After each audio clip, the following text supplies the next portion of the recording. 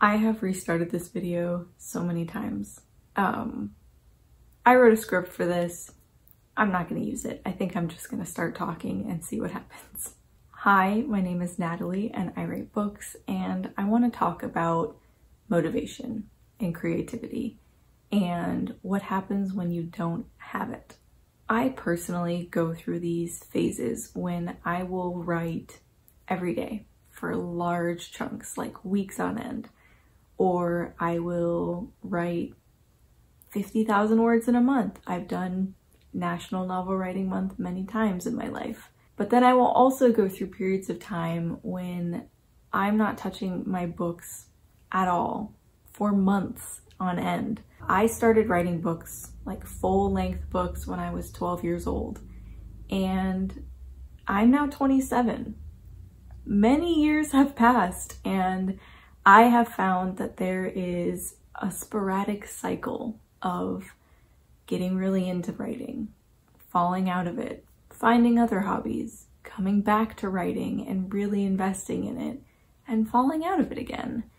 And I think that in the past few months, I've really leaned back into writing, and this YouTube channel has definitely helped with that. And I'm hoping that long term, I stay with it, because I would like to be a published author. I would like to be someone who makes money on my books, and that is maybe the only job that I have. Wild to think about that in this economy. All that to say, I understand creativity and motivation coming and going, sometimes staying for a long time, sometimes not. And I want to be the first one to say that I think authorhood is a spectrum. I think that there are definitely some writers who write every single day, and that's great for them. And there's some authors who write more sporadically, kind of on the end that I'm on. And I don't think that either end of the spectrum is better than the other. I think we all wish we could write every day, but that doesn't mean that that's what's better. And I definitely think the people who write every day are going to see success faster, right? I mean, they're putting in the hours and that pays off. But that doesn't mean that the other end of the spectrum isn't going to be successful just because they're not operating the same way as the other side. And then I think we come into a conversation of what success means to a person, because it's going to be different for everyone, right? I guess in this sense, I'm talking about success as either being published or just having books finished. To me, that's what success means. Might be different for you. That's kind of what I'm talking about when I say success, I guess. But not everyone has the capacity to write every single day. You might have restrictions physically, mentally, on your own time, on your physical space. You might be a mother or someone who cares for an elderly parent. You might just not have the desire to write every day. And I think that's okay. I think that's something worth acknowledging. Not everyone is the same, and so not everyone can have the same output or the same time that they dedicate to their craft. And I guess that little mini rant is just to say that it's okay to be proud of the little wins, and you don't need to be down on yourself if you're not accomplishing what you think you need to accomplish to be a successful writer. I've shared in previous videos that I have struggled a lot recently with some mental health issues. My anxiety has been more or less out of control, and it's really halted my progress in my books. And I've had to talk myself out of feeling like that makes me a failure.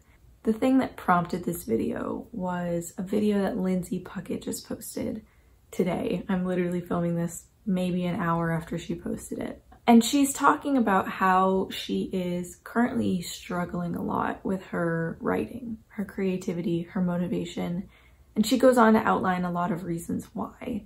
And I commented on her video something that's really been helping me through my lack of motivation. The more I thought about it, the more I thought, I should talk about it. I should share this with you. I feel like it's been helping me, so if it's gonna help you, I'm here to help. I like to think of creativity and motivation as something that is alive. It's something that lives and breathes, and because of that, it's something that is constantly changing. It's not the same, right? You can't expect plants or animals or people to be the same every single day in every single circumstance. Like, think about a flower. Flowers behave differently depending on the sunlight.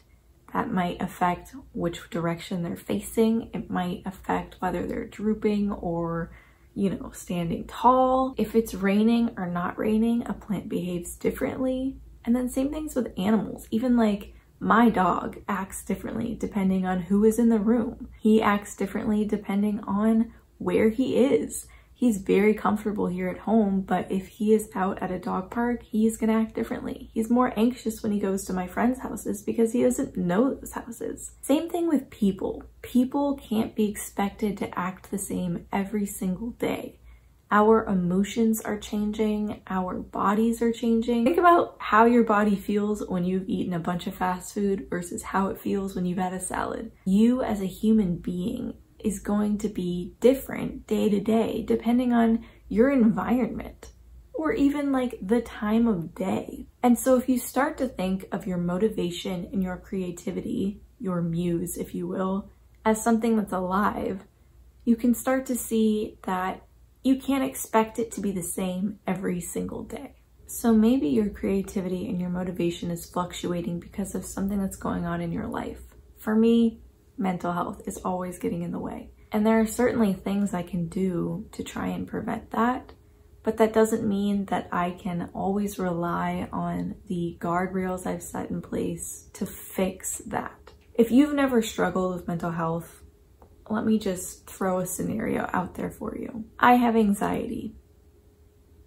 It exists whether I want it to or not. There are certain things I can do to try and hack myself out of my anxious moods. I can go for a walk outside, I can talk through my emotions, I can journal, I could exercise, and some days I can do those things.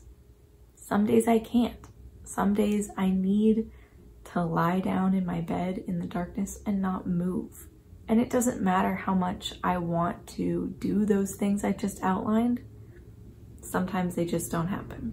Well, your creativity is a lot like that. Some days you can trick it into showing up.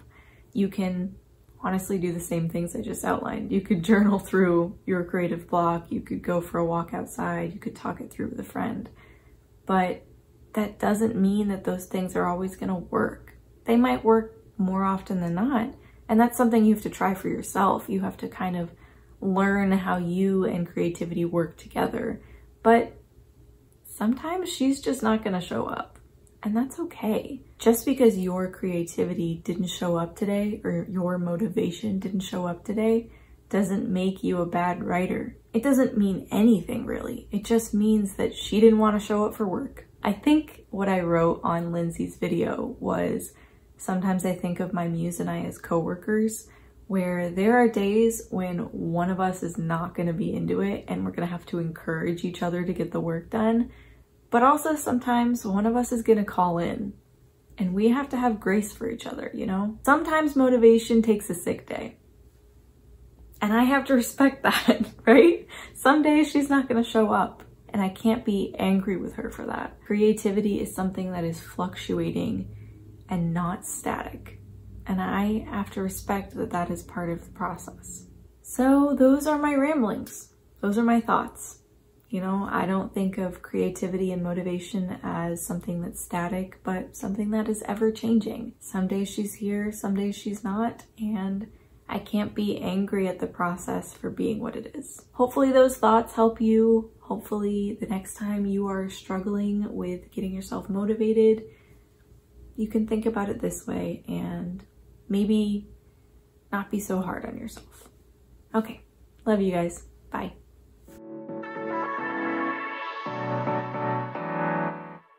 Maybe I should name my muse. Then when I'm angry, I can just be like, Sheila, you dog.